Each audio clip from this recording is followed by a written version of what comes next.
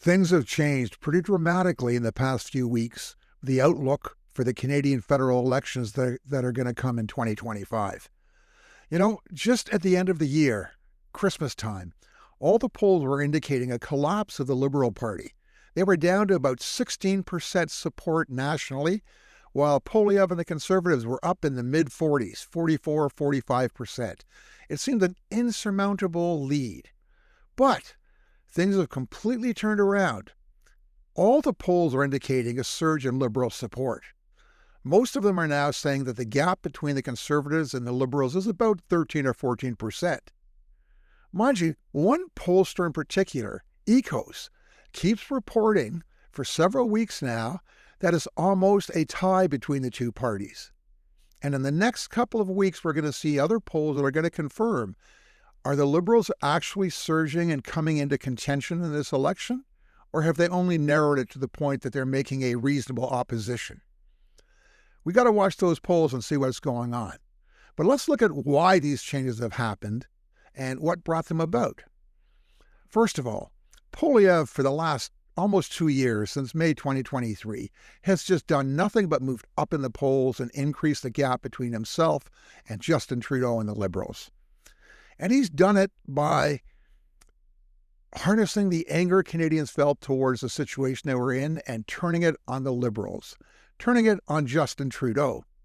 He came up with these cheap cliches: axe the tax, build the home, F Trudeau. And he got people all angry and all excited. But a number of things have changed since then, have changed in the past month. Number one, Justin Trudeau stepped down. The main contenders in the leadership right now are Chrystia Freeland and Mark Carney. And Mark Carney has gotten an incredible amount of appeal across the board for the contrast he gives to Poilievre. Because Poilievre is a career politician. And, Carney isn't. Carney's an established businessman. Carney had the respect of Stephen Harper and the Conservative Party for many, many years. So Poilievre suddenly doesn't know what to do. Meanwhile, in the U.S., we've got Donald Trump has been elected. And whether he likes it or not, Poilievre is associated as one form or another of Maple MAGA, of being a Trump-like candidate. So as the world is seeing Trump absolutely fail in what he's trying to do, doing the most outrageous, ridiculous things in his first month as president, that's reflecting badly on Canadians saying, should we do the same thing and elect a MAGA or a Maple MAGA guy in Canada? Most Canadians are saying we don't want anything to do with that. Then we got the trade war. This trade war has come up. Trump declares war on Canada. In his entire campaign, he talked about tariffs, but you never heard him in his campaign saying, I'm going to put tariffs on Canada. No, that's not what voters thought. But, Trump has this thing where he now wants to take over Canada. And you know what? Because Poilievre has been associated as an ally of Trump, he's not the right person to oppose Trump, and Canadians won't take it. Right now, the Conservative Party and Conservative insiders are all reporting widespread disarray and confusion in the Poilievre Conservative campaign, simply because they've lost their axe. Their axe the tax. Canadians aren't responding to it anymore. They're searching desperately to find a new slogan that will get them back in the game and start to turn things around so they are increasing their gain again. He's trying everything. He's talking about drugs, and we got to imprison drug dealers, and he's just looking for some way to get it. But once again, Canadians are joining together and showing tremendous nationalism and tremendous pride in Canada, rising up against Donald Trump and the threat from the United States, and Poilievre isn't there. So now, Pierre Poilievre's latest tactic is to demand that Justin Trudeau recall Parliament to deal with the trade war, the U.S. trade war issue. How ridiculous is that? He has no interest in recalling Parliament to deal with the trade war. He wants to recall Parliament so that he can overthrow the government and force an election.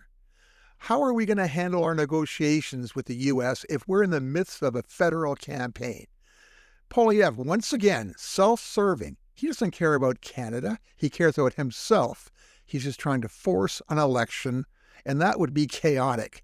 To think of going through this time with Trump in the midst of a divisive federal election campaign?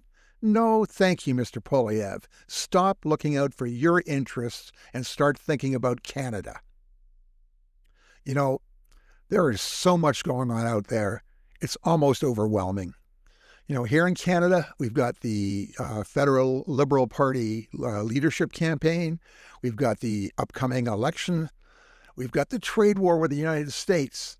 We've got all kinds of things happening and changing on a daily basis, and we've got to keep up on it. Meanwhile, south of the border, I mean, the chaos of Trump and what he's doing, every day there are new things heaped upon it. This channel is here to help you keep up on those events, to help interpret them and explain what's going on so you have a better grasp of what's going on and can make better choices and decisions about your country and your future.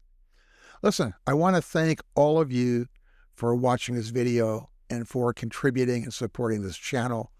The best that you can do to help me is to watch these videos, subscribe to the channel. Really important. Like the video and make comments below. That makes a big difference, and I love hearing your comments, your feedback to me, and I respond to it as much as I can. Now, before I close, I want to thank a number of people who are members of this channel, who've joined the channel, and others who have contributed towards our ongoing expenses. It's easy enough to do to join the channel. You just take out a membership, and if otherwise, you can make a contribution in the comments section. I want to thank all these people because they make it all possible. And I want to thank you for watching, because without you, I wouldn't be here and we wouldn't be doing this. Thanks a lot, and please have a great week. We all know that Canada is a great country. Sure, we've got problems. We've got lots of problems. But don't let the haters get to you. Don't let them destroy the foundation of what we've established in this country. And fellow Canadians, be proud of yourselves. We've accomplished a lot, and we're going to do an awful lot more. Yeah, we got challenges, but we're going to fix them and solve them together. If you enjoyed this video, please leave a like, subscribe to the channel, and yeah, give me your comments. I love to read them all. Here's a suggestion of some other videos of mine you may want, and enjoy my content. Thanks a lot. Bye.